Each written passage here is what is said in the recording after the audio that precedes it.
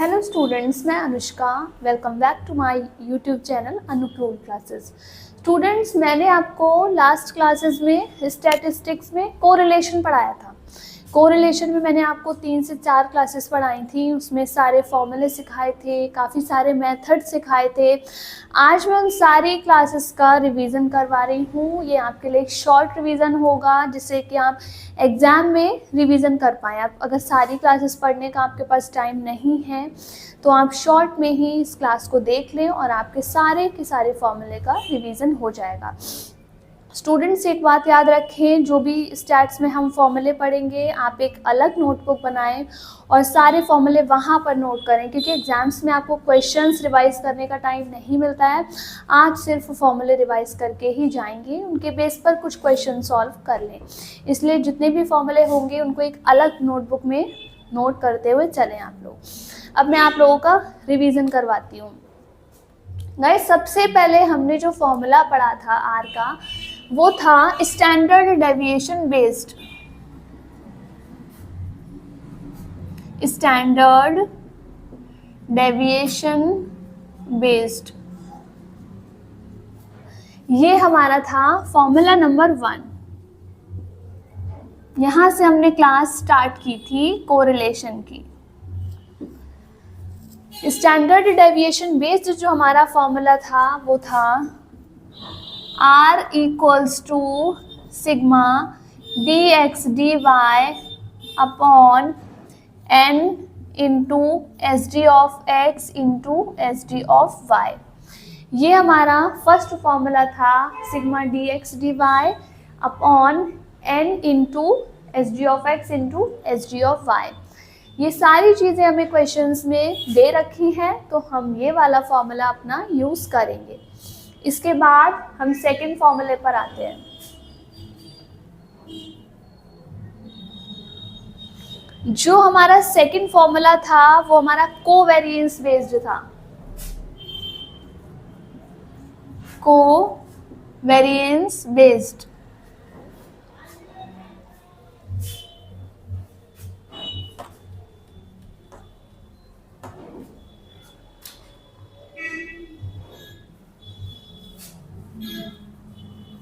Formula number second revision करते चलें साथ में। जो हमारा फॉर्मूला नंबर सेकंड था that was based on covariance.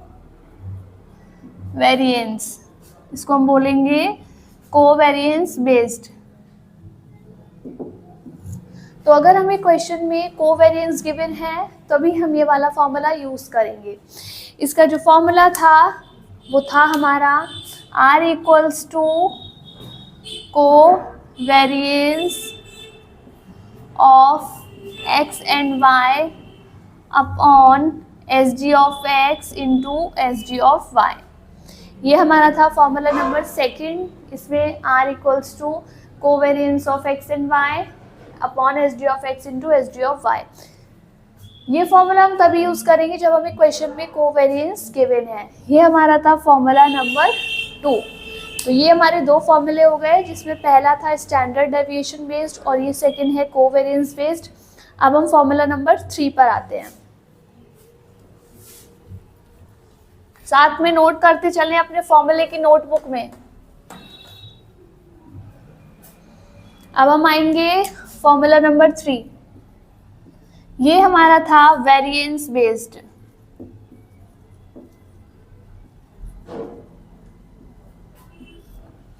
Variance based, ये हमारा फॉर्मूला था R equals to covariance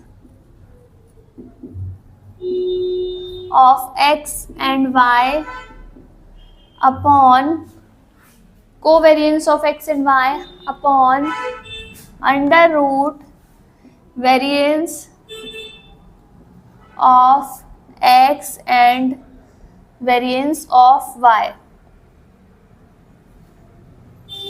of y। Variance of x into variance of y, ये हमारा था फॉर्मूला नंबर 3। इसको हम तभी यूज़ करेंगे जब हमें क्वेश्चन में variance of x and y given है।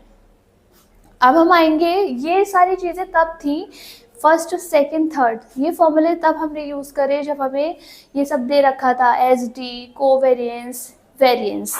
इसके बाद हम आएंगे फॉर्मूला नंबर 4 पर।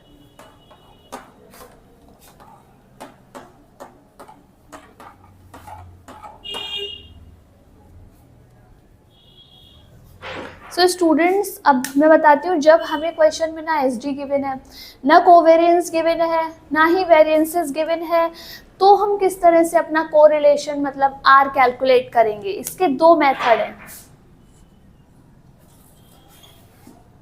First is direct method,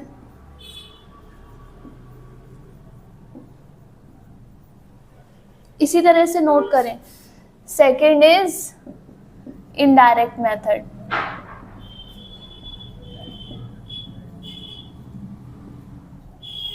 direct method and indirect method. Indirect method को हम शॉर्टकट मेथड भी कहते हैं। शॉर्टकट मेथड, इन चीजों को आप लोग नोट कर लें।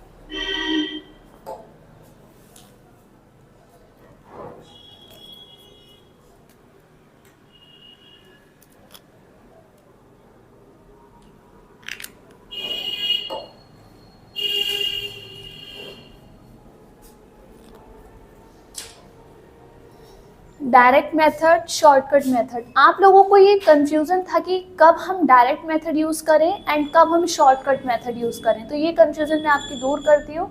डायरेक्ट मेथड हमें तब यूज़ करना है जब क्वेश्चन में आपको मीन नहीं दे रखा है। जब आपको क्वेश्चन में एज्यूम्ड मीन नहीं दे रखा है तो हम डायरेक्ट मेथड यूज़ करेंगे। When assumed mean is not given in the question,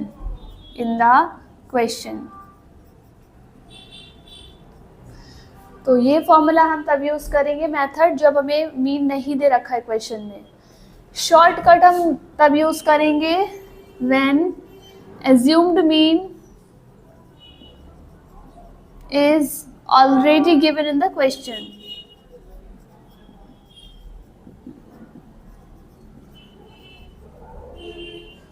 clear? जब मीन दे रखा है तो शॉर्टकट मेथड यूज़ करें, जब नहीं दे रखा है एज्यूम्ड मीन तो आप डायरेक्ट मेथड यूज़ करें। तब हम क्या करेंगे, सबसे पहले अपना मीन कैलकुलेट करेंगे, देन फॉर्मूला पुट करेंगे। तो डायरेक्ट मेथड के अकॉर्डिंग मैं आपको बताती हूँ, इसको नोट कर ले साथ में, फिर मैं आपको इसका फॉर्मूला बताती हूँ।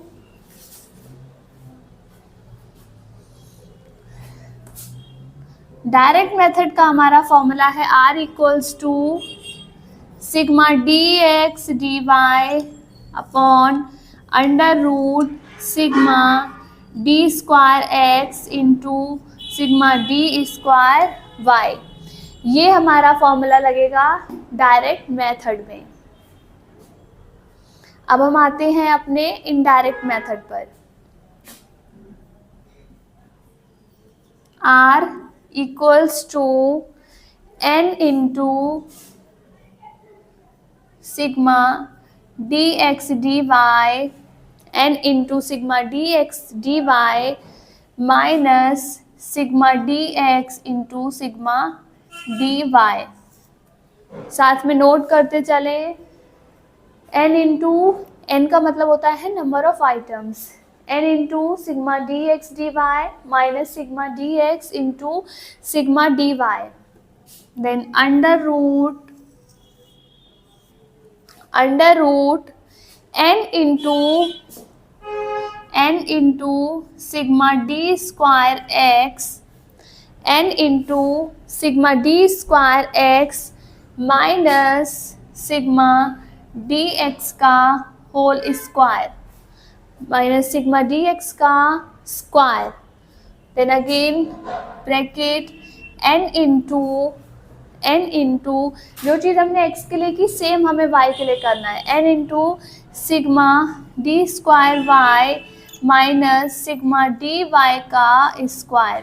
गाइस ये फॉर्मूला आपको बड़ा लग रहा है लेकिन ये इजी है, इसको याद करने का तरीका है n into sigma D X D Y, आपने इतना लर्न कर लिया, माइनस यही सिग्मा डी एक्स इंटू यही सिग्मा डी वाई, ये हमारा ऊपर का हो गया, अपॉन में under root N into sigma D square X minus sigma D x का स्क्वायर। आपको इतना लर्न करना है। फिर अगली बार इसी को बस x को हमें y में कन्वर्ट कर देना है, n into sigma D square Y minus sigma D Y का स्क्वायर। तो ये फॉर्मूला आपको देखने में टफ लग रहा है बट ये बहुत इजी है, इसको लर्न करना टफ नहीं है। तो ये हो गया हमारा शॉर्टकट मेथड। तो इतने हमने फॉर्मूले मैंने आपको सिखाए थे। ये आपकी हो गई शॉर्ट रिविजनरी क्लास जो आपके एग्ज़ाम्स में आपके रिवीजन के लिए बहुत हेल्पफुल होगी। तो गाइस कोरिलेशन टॉपिक हमारा यहीं पर ख़त्म होता है। नेक्स्ट क्लास में मैं आपको स्टार्ट करवाऊंगी रिग्रेशन चैप्टर। सो गाइस यहीं पर हम क्लास ओवर करते हैं। Thank you so much.